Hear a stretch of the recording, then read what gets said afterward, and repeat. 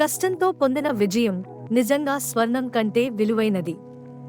మన జీవితంలో ఎన్నో సవాళ్లు ఎదురవుతాయి.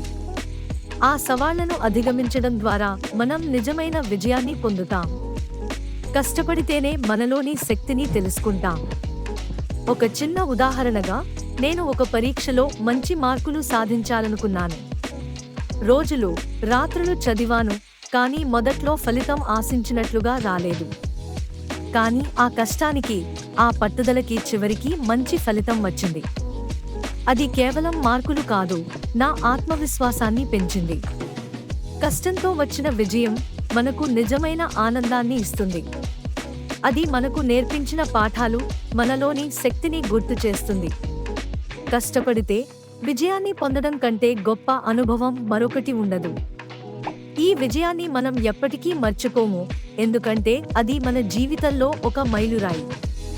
కష్టంతో వచ్చిన విజయం నిజంగా స్వర్ణం కంటే విలువైనది.